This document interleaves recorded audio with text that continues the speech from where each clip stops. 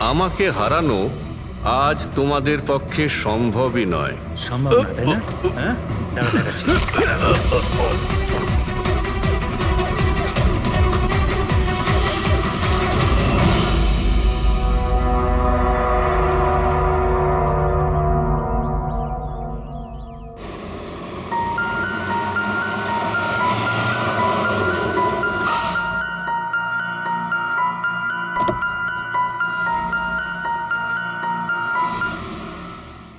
চলো বাচ্চারা,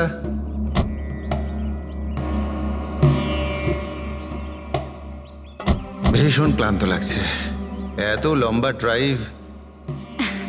হেমন্ত, তুমি তো জানো আমরা ভ্যাকেশনে এসেছি, তাহলে কিছুদিন তুমি বিশ্রাম করে নিও। ওকে ওকে বাবা, ঠিক আছে, দরজা তো খোলো, আমি লাগেজগুলো নিয়ে আসছি। হ্যাঁ। এসো।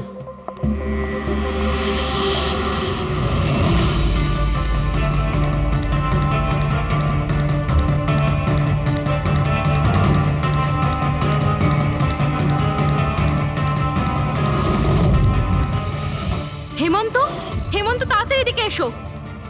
এই এই দরজাটা। তুমি ওদের গাড়িতে বসাও, আমি দেখছি। হেমন্ত সাবধানে প্লিজ। হ্যাঁ। চলো চলো চলো।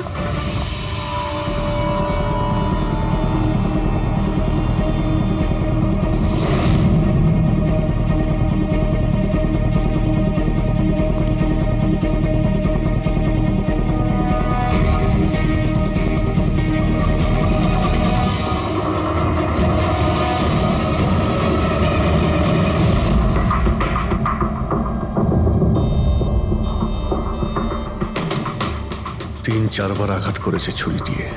লাশ খুব একটা পুরনো নয়, মনে হচ্ছে কাল রাতে খুন হয়েছে এর।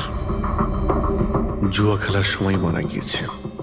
এই 5টা গ্লাস পড়ে আছে এখানে, আর এই 5টা ভাগে তাস বাটা আছে। মনে হচ্ছে এছাড়া আরো 4 জন ছিল, ওদের মধ্যে কেউ একজন মেরেছে একে। বাইরে থেকেও কেউ আসতে পারে। পুরবী পঙ্কজ, একটু দেখো তো এই জালনা কিংবা দরজা ভাঙা নেই তো? মিস্টার হেমন্ত, এই লোকটা কে? না স্যার, আমি তো এনাকে আগে কখনো দেখিও নি। এই লোকটা আপনার ঘরে মরে পড়ে আছে, আর দেওয়ালের চারিদিকে ওর ছবি লাগানো আছে। এটা কি করে সম্ভব?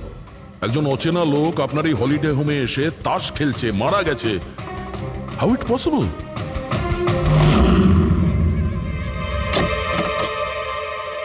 আচ্ছা, এখানে কোনো গার্ড নেই?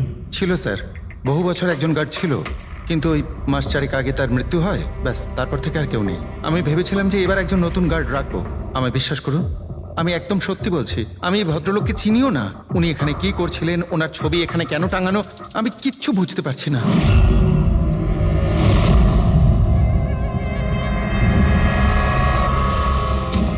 পঙ্কজ,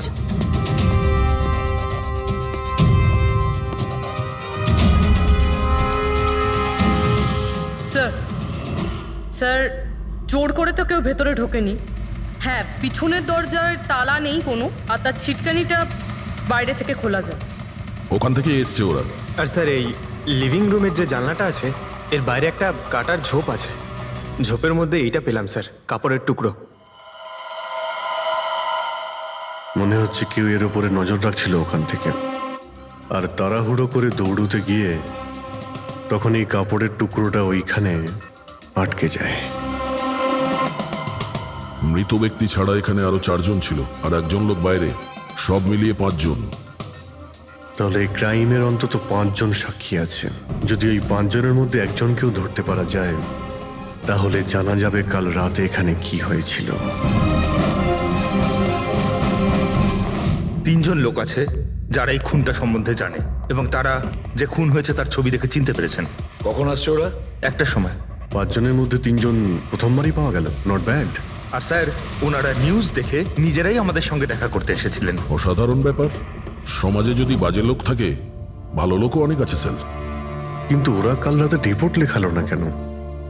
স্যার স্যার এরা ওই 3 জন, প্রীতম, রণবীর, বিক্রম। প্রীতম, রণবীর আর বিক্রম। তোমরা সবাই জানো ওই খুনটার ব্যাপারে? Yes sir. 3 জনের আলাদা করে স্টেটমেন্ট নাও। স্যার, যখন সিডের খুন হয়েছিল তখন আমি ওখানেই ছিলাম। সিড? ওর নাম সিড ছিল? হ্যাঁ স্যার। স্যার, আমি ওদের চিনতামও না। কালকে প্রথমবার ওদের সাথে দেখা হয়েছে আর কালকেই খুন হয়ে গেল। এক মিনিট সব কিছু ঠিক মতন বলবে। স্যার আসলে ওই যে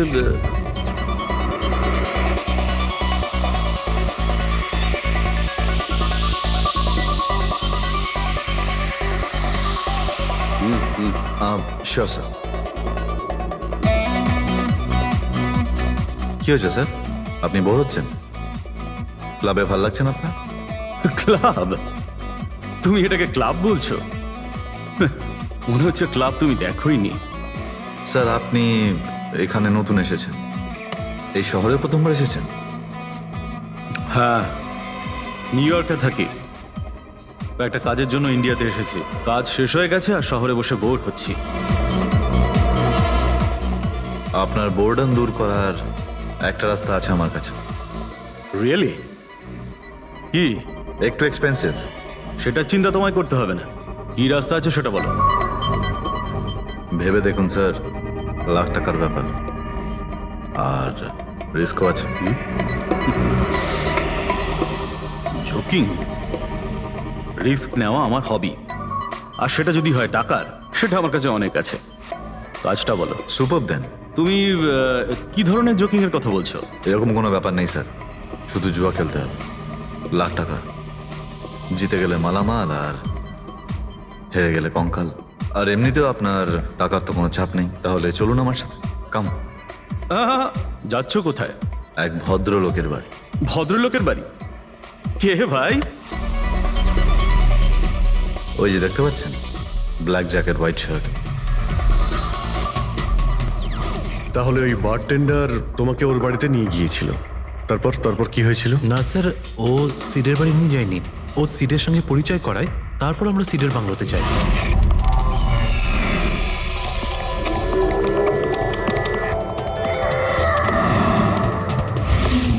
আর যখন আমরা ওখানে পৌঁছলাম তখন আগে থেকেই দুজন ওখানে ছিল।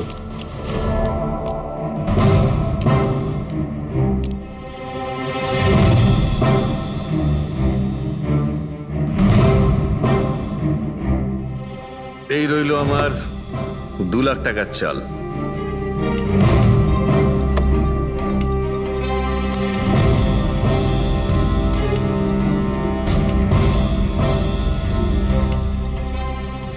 শো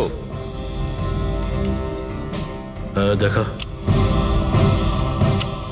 দারুণ ব্যাপার ভাই। কি খেয়ে বসেছিস? জিতেই চলেছিস। আমাদেরও বলে দে, আমরা একটু টাকা কামাই। ভাই, যদি খেলেই যেতে পারা যেত তাহলে তো কোনো কথাই ছিল না। এগুলো সব কপালের ব্যাপার, আর আজ আমার কপাল ভীষণ ভালো। সেটাই মনে হচ্ছে। তাহলে আরেকটা ডিল হয়ে যাক। হয়ে যাক। এটা কি করে হতে পারে? বললাম না আমার কপাল খুব ভালো। তোর লাক আজকে ভালো না অন্য কিছু? মানে এটাই যে তুই তাসের মধ্যে সেটিং করে রেখেছিস। এ নিশ্চয়ই তাসের মধ্যে কিছু গোলমাল করে রেখেছে। ভাই, এর বাড়ি হয়তো কোনো ক্যামেরাও লাগিয়ে রেখেছে, নাকি তাসে গন্ডগোল করে রেখেছে। ভেবে দেখার ব্যাপার। তোর মনে হচ্ছে আমি চিটিং করছি? অফকোর্স, নাহলে আমাদের মধ্যে কারো হাতে ভালো তাস এলো না কেন? ওর এলো না, আমার এলো না কেন? তুই চিটিং করছিস, চিটার। এই, তুই আমাকে চিটার বলছিস? হ্যাঁ, তোকে চিটার বলছি। ও,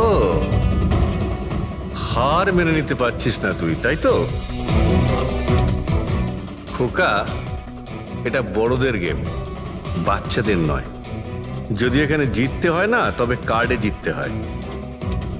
তাহলে বেরিয়ে যায় এখান থেকে। মুখ সামলে কথা বল। কি করছিস? তুই মুখ সামলে কথা বল, এটা আমার বাড়ি, বুঝলি? বেরিয়ে যা এখান থেকে।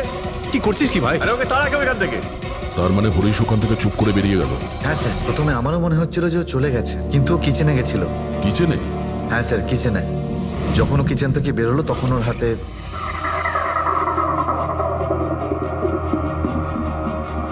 তুই আবার এসিস এখানে? তোকে বলেছি না এখানে আসবি না? বেরো এখান থেকে। কি হলো কি? এই, তুই আবার হাত দিচ্ছিস গায়ে? আরে ভাই, হ্যাঁ? আরে কি করলি কি তুই? আরে মেরে দিল ওকে। এটা কি করলে? মেরে দিলে? আমি অ্যাম্বুলেন্সকে কল করছি, তোরা এখানে থাক। আরে মরে গেছো? পুলিশকে ফোন কর, না হলে আমরা সবাই ফেসে যাবো। পুলিশকে ফোন করলে আমরা বেঁচে যাব? জুয়া খেলছিলাম আমরা, বেআইনি এই জুয়া খেলা। হ্যাঁ, জুয়া খেলেছি, কাউকে মারিনি তো আমরা। বেশি চালাকি করিস না। পুলিশ যদি আসে না, আমি একা ফাঁসবো না, সবাই মিলে ফাঁসবো। সেভ একটা কাজ করতে পারি, তোরা এখান থেকে যা, আমি কাজটা খতম করে আসছি। তোমরা কত টাকা হেরেছিলে? স্যার 30 লাখ। আমার প্রায় 50 লাখ মতন। স্যার 35 লাখ। এক মিনিট রণবীর, তুমি বলেছিলে যে সিড ওই সময় সাদা শার্ট পরেছিল, ইয়ে স্যার, উনি সাদা শার্টই পরেছিল। আর বিক্রম, তুমি বলেছিলে যে ও হলুদ শার্ট পরেছিল। হ্যাঁ স্যার, ও হলুদ শার্টই পরেছিল। ও সাদা বা হলুদ রঙের শার্ট পরেছিল না, একটু ব্লুইশ কালার ছিল শার্টটার, আমার ভালো মনে আছে। কিভাবে সেটা হয়? আমরা যখন লাশটাকে পেয়েছিলাম তখন ও হোয়াইট কালারের শার্ট পরেছিল, আর রণবীরও তো এই একই কথা বলছে। এটা কিভাবে সম্ভব? একই সময়ে আলাদা আলাদা ড্রেসে কিভাবে খুন হয়? স্যার, যখন মার্ডার হলো তখন এটা কেউ ছিলই না ওখানে। ছিল না মানে? মানে এটাই যে আমার ভালো মতো মনে আছে, এটা 6 মাস আগের ঘটনা। এরা ছিল না ওখানে। না স্যার, এটা পুরো 1 বছর আগের কথা। কি সব বলছে স্যার এরা? খুন তো কাল রাতে হয়েছে, তাই না? এক্স্যাক্টলি, খুনটা গতকাল রাতেই হয়েছিল। আর সেই সময় উনি সাদা রঙের শার্টই পরেছিলেন। এক মিনিট, এসব তোমরা কি বলছো? কাল রাত, 6 মাস, 1 বছর আগে? হ্যাঁ স্যার। আই হোপ তোমরা একটা লোকের মার্ডারের কথা বলছো যা কাল রাতে হয়েছিল, তাই তো? আর তোমরা বলছো এই দুইজন ছিল না মার্ডারের সময়? স্যার, এরা দুজন ওখানে ছিল না। আমি যে মার্ডারের কথা বলছি সেটা 6 মাস আগে হয়েছে। স্যার, খুনটা কাল রাতেই হয়েছিল। আর সেই সময় যারা ছিল সেই দুজন অন্য কেউ ছিল, ওরা তখন ওখানে ছিল না। হ্যাঁ স্যার, ওরা ঠিক বলছে, আমিও চিনি না এদেরকে। তোমরা তিনজনের সিডের কথাই বলছো তো? আর মার্ডার হওয়ার আগে ও তোমাদের সঙ্গে চেরিস ক্লাবে দেখা করেছিল তো? আর তারপরে ও তোমাকে হেমন্ত বিলায় নিয়ে গেছে। না স্যার, ও আমাকে সংকল্প ম্যানশনে নিয়ে গেছিল। আর সেটা ওই কীর্তি হিলসে, হ্যাঁ কীর্তি হিলসে ছিল। না স্যার, ও আমাকে ইয়াশ হাউসে নিয়ে গেছিল, যেটা কার্টিস রোডে রয়েছে। একটাই লোক তিনবার 3 জায়গায় 3 রকম আলাদা আলাদা জামা কাপড় পরে কি করে মরতে পারে? হ্যাঁ, সালুকে বলো। আচ্ছা, ঠিক আছে, ওকে। অজিত, সালুকে কোনো সূত্র খুঁজে পেয়েছে। তোমরা যাও, সালুকের সঙ্গে দেখা করো, আর ততক্ষণে আমি এদেরকে একটু জিজ্ঞাসাবাদ করি।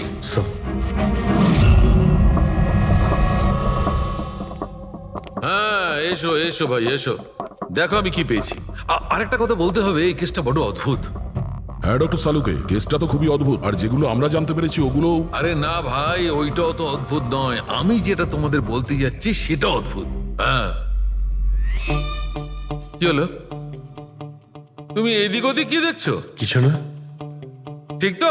না, আমি আপনার কথাই শুনছি। কি বলছেন স্যার? ও আচ্ছা, হ্যাঁ, তো আমি কি বলছি? ও হ্যাঁ, অদ্ভুত। দেখো, আমি এর রক্তের সঙ্গে সঙ্গে রক্তের মতো আর একটা জিনিস পেয়েছি।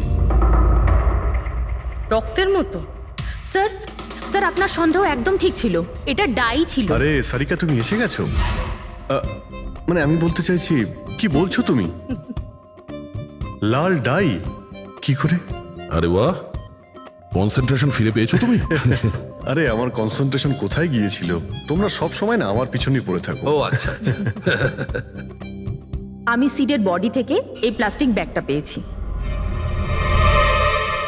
এই ব্যাগ ওর শার্টের ঠিক নিচে ওর বডির সাথে টেপ দিয়ে আটকানো ছিল।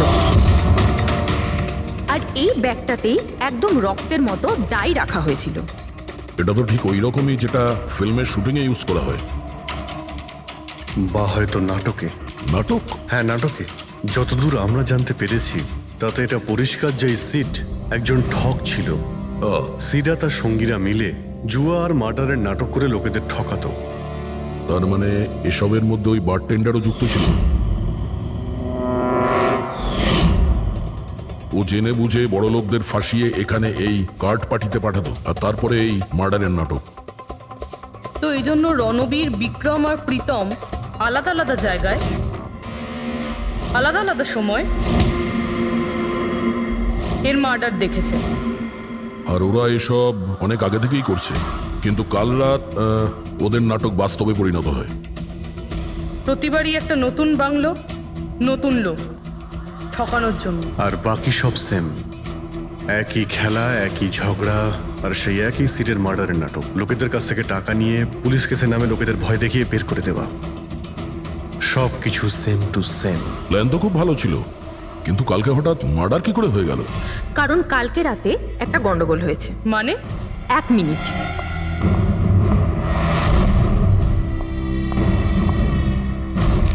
স্যার, আর এই হচ্ছে ছুরি।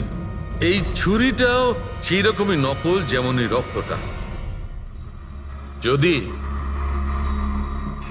এটাকে কারোর শরীরে মারা যায় তখন এটা শরীরের ভেতরে যায় না, এটা ছুরির ভেতরেই চলে যায়। এই দেখো। কিন্তু ডক্টর, এটা যদি নকল চাকু হয় তাহলে এই নকল চাকু দিয়ে সিড মারা গেল কি করে? কালকে রাতে একটা ভুল হয়েছিল। এখানে একটা পেঁচ আছে, এই দেখো।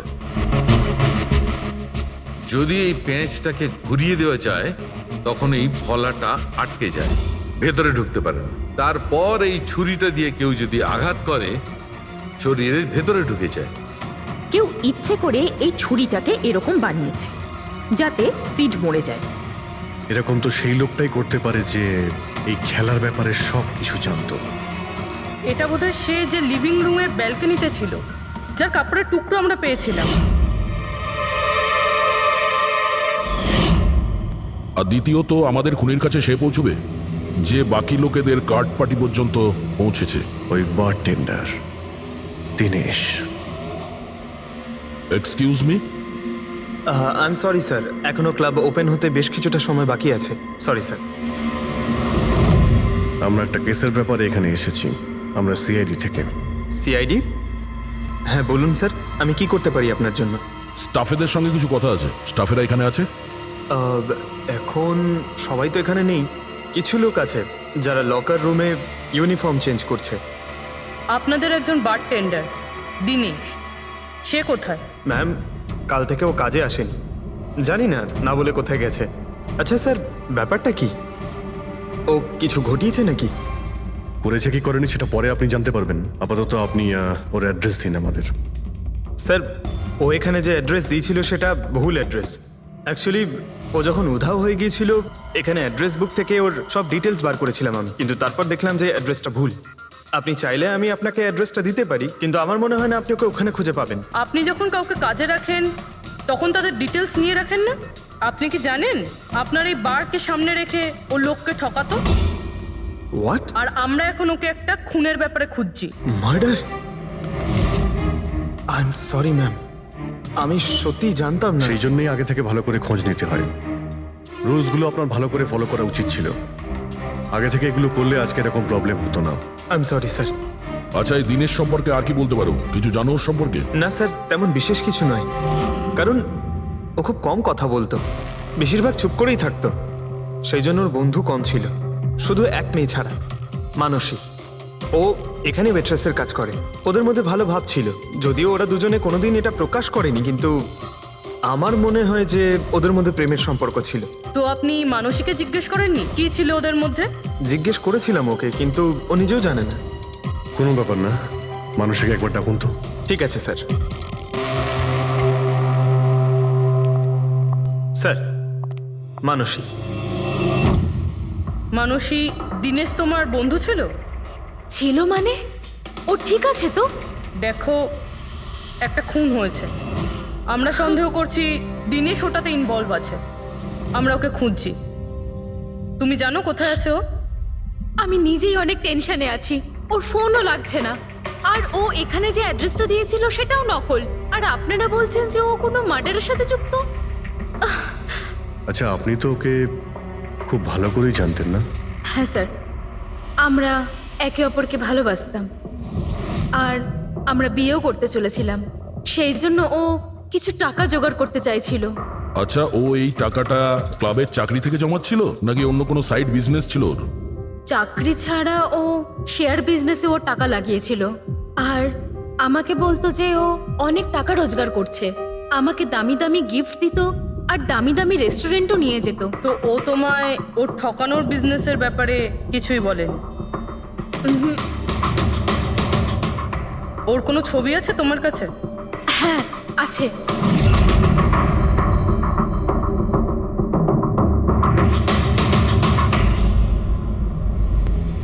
স্যার, এই দিনেশ তো নিরুদ্দেশ, কিন্তু ওর ছবি আমরা পেয়েছি। এটাকে আমরা সার্কুলেট করে দিচ্ছি।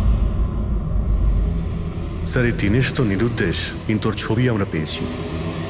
এটাকে আমরা সার্কুলেট করে দিচ্ছি। হ্যাঁ, করাও অভিজিৎ, করাও।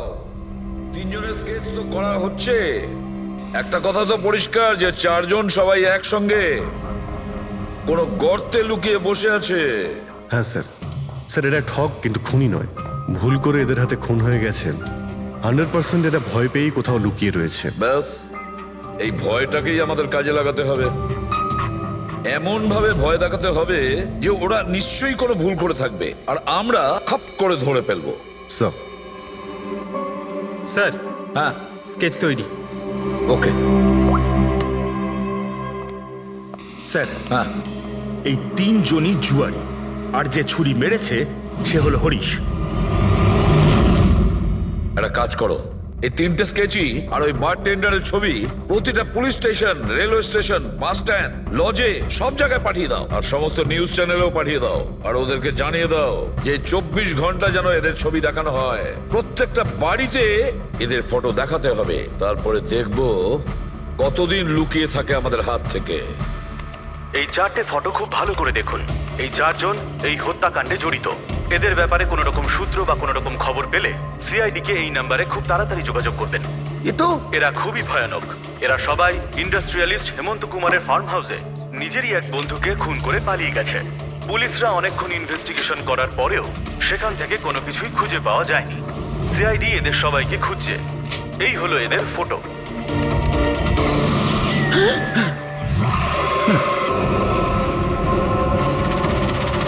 ভাই শোন না, ম্যাচটা চালু কর না, ম্যাচ হচ্ছে। এরা সবাই ইন্ডাস্ট্রিয়ালিস্ট হেমন্ত কুমারের ফার্ম হাউসে নিজেরই এক বন্ধুকে খুন করে পালিয়ে গেছে। সিআইডি এদের সবাইকে খুঁজছে। এই হলো এদের ফটো। দেখলি তুই, এরা তো সবকিছু জেনে ফেলেছে। ভাই ছবি টবি সব দেখাচ্ছে, সমস্ত ডিটেলস দেখাচ্ছে। বাজেভাবে ফেসে যাবো ভাই এসবে। হাসবো তো বটেই। আমি তোদের আগেই বলেছিলাম যে চল পালিয়ে যাই, কিন্তু তোরা তো শুনলেই না। এবার এবার পুলিশ আসবে, সব জায়গায় খোঁজ করবে, আর তখন আরে এখনো অনেক সময় আছে। চল পালাই। এই ব্যাগ তোলা, সবাই মিলে পালাই। চল।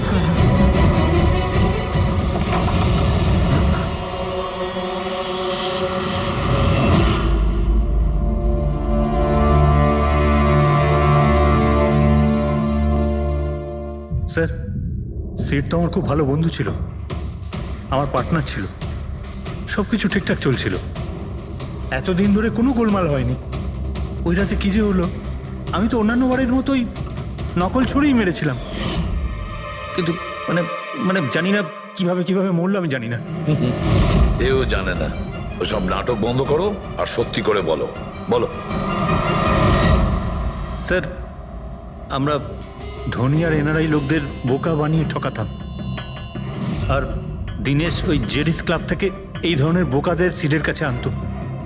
তারপর আমরা সেই বড় লোক এনআরআই লোকগুলোকে কোনো খালি নির্জন বাংলোয় নিয়ে যেতাম, যেটা আমরা প্রথম থেকেই সিডের বাংলোর মতো সাজিয়ে রাখতাম।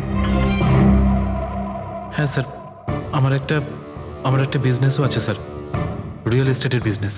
তাই স্যার এই কাজের জন্য এরকমই খালি শুনশান বাংলোর খোঁজ করতাম আমি স্যার, আর তারপর অ্যাভেলেবেল করাতাম এই কাজের জন্য স্যার। স্যার প্রথমে আমরা মুরগিকে জিততে দিই, আর তারপর যখন সে ভরসা পেয়ে যায় তখন সিট জেতা শুরু করে দেয়। এই সব কিছুর প্ল্যান থাকতো স্যার, সিট জিততেই থাকতো, আর ওরা আমার মধ্যে ঝগড়া শুরু হতো, আর আমি রেগে গিয়ে ওকে খুন করে দিতাম, মানে মিথ্যে করেই। এসব দেখে ধনী এনআরআই লোক ঘাবড়ে যেত আর ওদের টাকা পয়সা ফেলে পালিয়ে যেত। ওঠে পর, নাটক শেষ, চলে গেছে ও।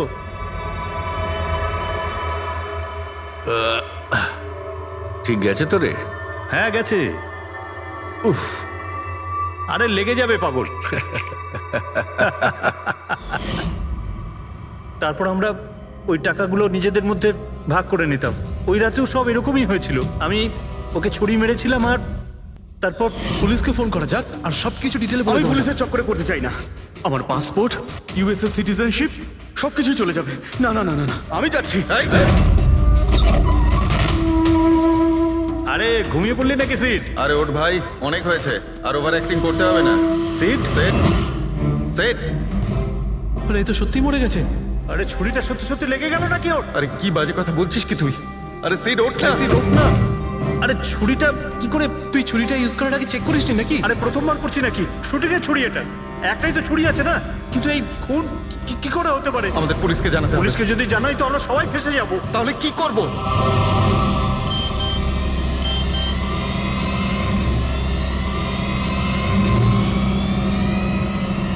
তোর খেলাটা ভেস্তে গেছে ভাই। কি এই এই এটা দেখ, এই দেখ ফটো আছে। আরে আমি এই ফটোগুলো এখনই পাঠাচ্ছি পুলিশের কাছে অ্যাড্রেস সহ, ওরা এক্ষুনি ওখানে এসে পড়বে। তোর খুব শখ হয়েছিল না খেলার, এবার দেখি পুলিশের সাথে কেমন লুকোচুরি খেলিস। তুমি বলছো যে তোমরা ওখানে টাকা ফেলে পালিয়ে গিয়েছিলে? হ্যাঁ স্যার, পুরো 90 লাখ টাকা ছিল স্যার। আমরা সব ফেলে পালিয়েছিলাম। কিন্তু আমরা তো ওখানে কোনো টাকা পাইনি। আমি কিছু জানি না ম্যাম, ওই টাকাটা কোথায় গেছে, ওই নকল ছুরিটাই বা আসল কি করে হয়ে গেল, সিডের খুন কি করে হয়ে গেল, আমি কিচ্ছু জানি না ম্যাম। কেউ তোমাদের জালে তোমাদেরই ফাঁসি দিয়েছে, বুঝেছো? দেখো, এমন কেউ আছে যে তোমাদের এই খেলার ব্যাপারে সব কিছুই জানতো। ওই ছুরিটা নিয়ে কোনো গন্ডগোল করেছিল আর তাতেই সিট মারা যায়। আর ওই দিনেশ, ও কোথায়? সিড মারা যাওয়ার পর আমি দিনেশকে ফোন করেছিলাম, আমার কথা শুনে ও খুব ঘাবড়ে গেছিল, বলল কি যে ওই শহর ছেড়ে চলে যাবে। দিনেশ তো তখন থেকেই উধাও। তাহলে কি পুরো প্ল্যানটা আবার দিনেশ করেনি তো? ওখানে রণবীরকে পাঠায় আর হরিশের ছুরিটাই চেঞ্জ করে দেয়, আর তারপরে দিনেশ ব্যালকনিতে লুকিয়ে পড়ে। আর ওখান থেকে দিনেশ ফটো তুলেছে স্যার, আর হরিশকে পাঠিয়েছে, আর তারপর বলেছে যে পুলিশ আসছে, তাই এরা সব ভয় পালিয়ে গেছে। 90 লক্ষ টাকা ছেড়ে পালিয়ে গেছে। তার মানে দিনেশ আমাদের সাথে বেইমানি করেছে। বাহ, সবাইকে ঠকায় যে লোক, যখন তাদের সাথে এরকম হলো খারাপ লাগছে।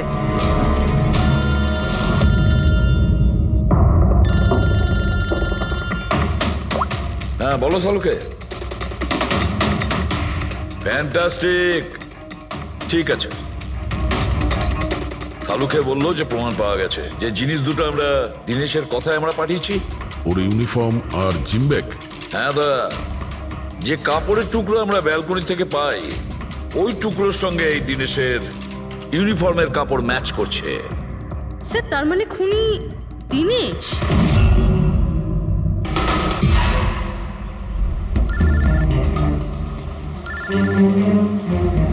ACP sir, hello. কি জিটি রোড? ঠিক আছে স্যার, ওকে ওকে। জিটি রোডে যেতে হবে। দিনেশকে জিটি রোডের বাজারে দেখা গেছে।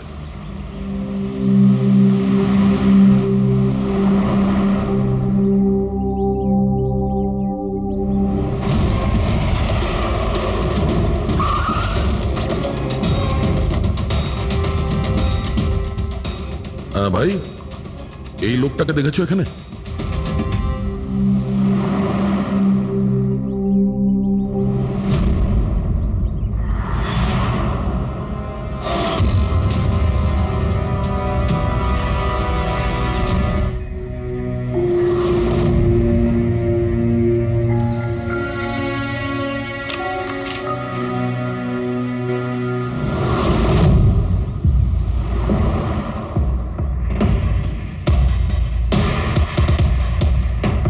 আচ্ছা, এই যে দাদা, একে দেখেছেন? হ্যাঁ দেখেছি তো।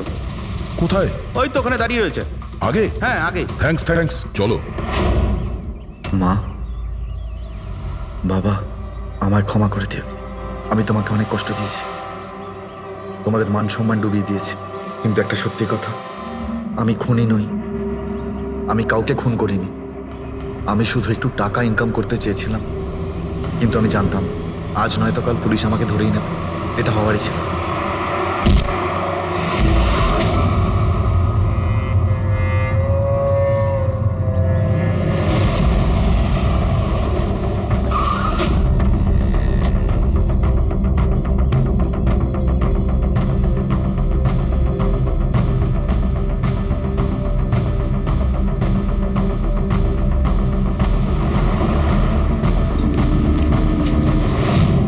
ক্ষমা করে দাও। এই বদনাম নিয়ে বেঁচে থাকার থেকে মরে যাওয়া ভালো। স্যার, আমরা সিসিটিভি ফুটেজ চেক করে দেখেছি, ওকে দেখে ওখানে ডিপ্রেসড মনে হচ্ছিল। স্যার, মনে তো হচ্ছে না কেউ ওকে ফোর্স করেছিল, ও নিজের ইচ্ছেতেই মারা গিয়েছে। সুইসাইড নোট পড়ে তো মনে হচ্ছে স্যার ও এই কাজের ব্যাপারে খুব লজ্জিত ছিল।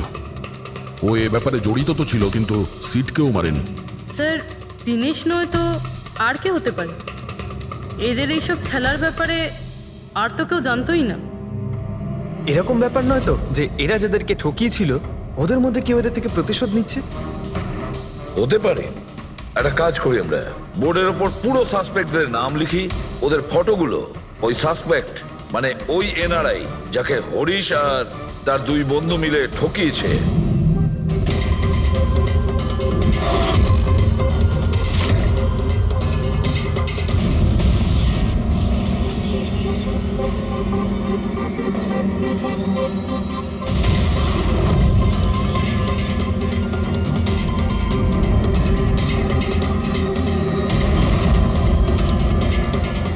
স্যার এই হলো সেই সমস্ত লোকগুলো যারা এই কেসের সঙ্গে জড়িত। অভিজিৎ, খোঁজ নিতে হবে খুনের সময় এরা কোথায় ছিল। পুরো ইনফরমেশনটা আমরা এয়ারপোর্ট ইমিগ্রেশন থেকে পেয়ে যাব। স্যার, এই ফটোগ্রাফে যে 8জন লোক আছে সেই সময় তারা ইন্ডিয়াতে ছিলই না। ইনফ্যাক্ট বেশিরভাগ লোকই এই ঘটনার পরে ইন্ডিয়াতে ফেরেইনি। শুধু এই 4 জন ছাড়া এই 3 জন সাক্ষী, বিক্রম, রণবীর, প্রীতম আর মিস্টার রানা। স্যার এক্ষুনি আমি মিস্টার রানার বাড়িতে ফোন করেছিলাম, ওনার ওয়াইফ ধরেছিলেন। বললেন যে 3 বছর আগে উনি মারা গেছেন, আর 3 বছর আগে এরা ওনাকে ঠকিয়েছিল। উনি এই গিল্ট ফেলেই ভুগতেন যে ওনার সামনে কেউ খুন হয়ে গেছিল আর উনি কিচ্ছু করতে পারেননি, যার জন্য উনি নেশার কবলে পড়েন। আর তাহলে বাকি থাকলো 3 জন সাসপেক্ট, প্রীতম, রণবীর আর বিক্রম। প্রীতম আর বিক্রম এরা তো দেশের মধ্যেই ছিল কিন্তু এই শহরে ছিল না। এবার এই রণবীরই শুধু বাকি থাকলো। রণবীর তো নিজেই ওখানে ছিল, ওই ফটোতেও ছবি আছে। হ্যাঁ স্যার, ও একই সাথে ব্যালকনি আর হল তাতে থাকতে পারে না, এটা অন্য কেউই হবে। তাহলে কে হতে পারে এই খুনি? পঙ্কজ, মিস্টার রানা 3 বছর আগে মারা গেছেন, ওনার পুরো ডিটেলসটা আমার চাই। স্যার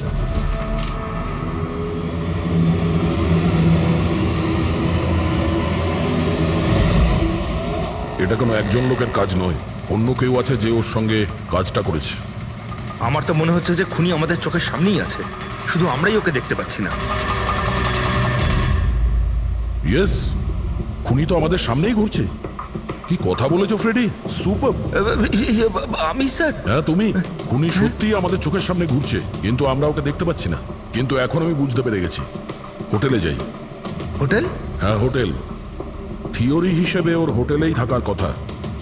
একবার যদি জানতে পারি যে খুনি ওই, তাহলে ওর সঙ্গী আর জুয়োর টাকা সব পেয়ে যাবো। তাহলে চলুন স্যার, তাড়াতাড়ি যাওয়া যাক আর ওকে ধরে ফেলি গিয়ে। ধরবে না ওকে, ওর ওপর নজর রাখতে হবে। আর হ্যাঁ, যদি বেশি চালাকি করে তাহলে ছাড়বো না ওকে।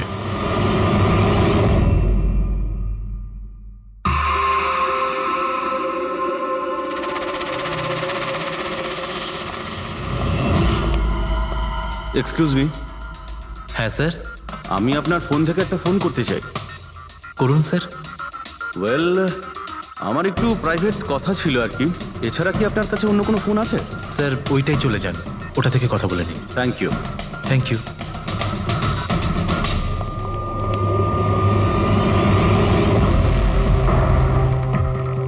শোনো ভাই। হ্যাঁ স্যার। আমরা সিআইডি থেকে আসছি, আমরা এই লোকটাকে ফলো করছি।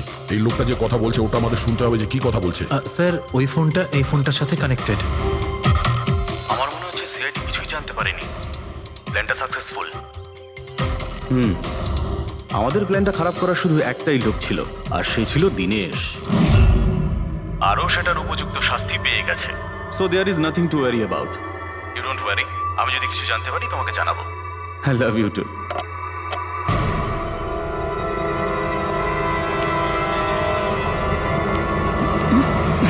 এই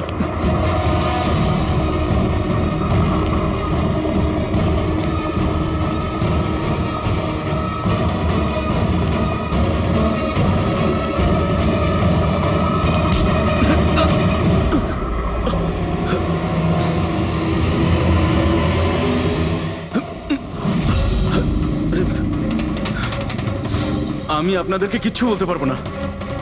আমি এই ব্যাপারে কিচ্ছু জানি না। তুই কিছু বলিস আর না বলিস, তুই ফোনে যা কথা বলছিলি না ওটা আমরা সবাই শুনে নিয়েছি, বুঝলি? শুধু এটা বল, টাকা কোথায়?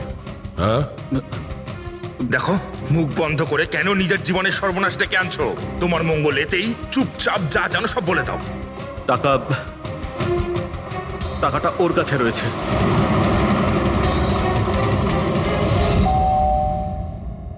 একটু দেখ তো মা, কে বেল বাজাচ্ছে? হ্যাঁ মা।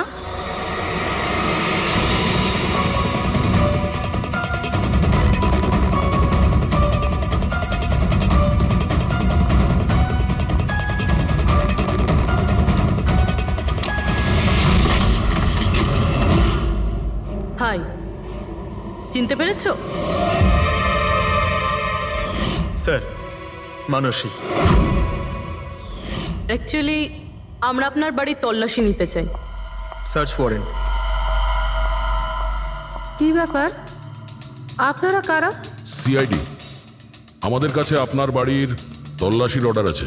কিন্তু আমরা কি করেছি? আপনারা এখানে কেন এসেছেন? খুব তাড়াতাড়ি জানতে পারবে। চেক করো।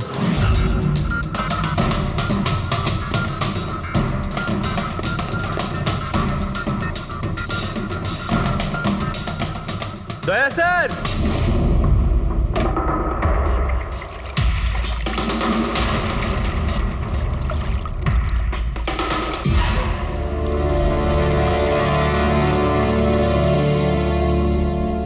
চলো। এই নোটগুলোতে রক্ত লেগে রয়েছে। ডিএনএ টেস্ট করলেই জানতে পেরে যাব যে এই রক্তটা সিডের, তাই না? এবার বলো, কিছু জিজ্ঞেস করবে? এখন এ জিজ্ঞাসা করবে না, আমরা জিজ্ঞাসা করব ব্যুরোতে। কিন্তু আপনারা আমাকে কেন সন্দেহ করলেন? শেষবার আমাদের মনে হয়েছিল যে দিনেশ খুনি, কিন্তু ও সুইসাইড করে প্রমাণ করে দিয়েছে যে ও খুনি নয়। মানুষ এটা কি চেনো? এটা তোমার ইউনিফর্মের কাপড়ের টুকরো। এটার কারণে আমরা তোমাকে সন্দেহ করছি, বুঝেছো? আর তারপর আমরা এইটা খোঁজ লাগালাম যে তুমি এরকম কাজ করলে কেন। আপনি জানতেন যে আমি এসব কেন করেছি? মিস্টার রানা, আপনার বাবা ছিল, রাইট? হ্যাঁ, উনি আমার বাবা ছিলেন। আর ওনার প্রাণ সিট আর ওনার সঙ্গীতের জন্য গেছে। উনি ওই ঘটনাটা কিছুতেই ভুলতে পারেননি। আর উনি একজন ডায়াবেটিসের রোগী ছিলেন। তারপরে উনি প্রচুর ড্রিঙ্ক করতে শুরু করে দিয়েছিলেন। উনি কি জানতেন এগুলো যা হচ্ছে সেগুলো সবই নাটক? না, উনি কিছুই জানতেন না। যদি এটা জানতেন তাহলে নিজের প্রাণ নিতেন না। উনি তো এই সব কিছুকে সত্যি মনে করতেন। ইউএসএ তে ছিলাম আমি, যখন মা আমাকে কল করলো। বাবার অবস্থা খুব খারাপ ছিল। যখন আমি ইন্ডিয়া আসলাম তখন উনি আমাকে বললেন যে আমাকে ওনার কোনো অসম্পূর্ণ কাজ পূর্ণ করতে হবে আর ওনার অপরাধীদের শাস্তি দিতে হবে। তারপরে আমিও বাবাকে প্রমিস করেছিলাম যে আমি ওনার অসম্পূর্ণ কাজ শেষ করব। তারপরে উনি আমাদের সবাইকে ছেড়ে চলে গেলেন। তারপরে তুমি কি করলে? তারপরে আমি খোঁজ করা শুরু করি, কিন্তু ওই সময় এরকম কোনো কেস রেজিস্টারই হয়নি। কিন্তু পরে আমার মনে পড়েছিল বাবা বলেছিল যে এই জেডিস ক্লাবে দিনেশ ওনাকে সিডের সাথে দেখা করিয়েছিল। তো এইভাবে তোমার সঙ্গে দিনেশের দেখা হয়? হ্যাঁ, তারপরে আমি ওখানে ওয়েটারে চাকরি করা শুরু করি। দিনেশকে নিজের বন্ধু বানাই আর ধীরে ধীরে ওর কাছে আসতে থাকি। তারপরে পুরো বিষয়টাই আমি বুঝতে পেরেছিলাম যে কিভাবে ওরা আমার বাবাকে বোকা বানিয়ে আমার বাবার থেকে টাকা নিয়েছিল।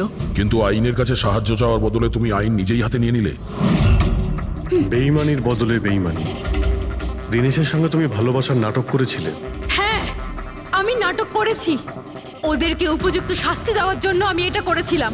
আর এতে তোমার সাহায্য করেছে তোমার প্রেমিক, তোমার আসল বয়ফ্রেন্ড।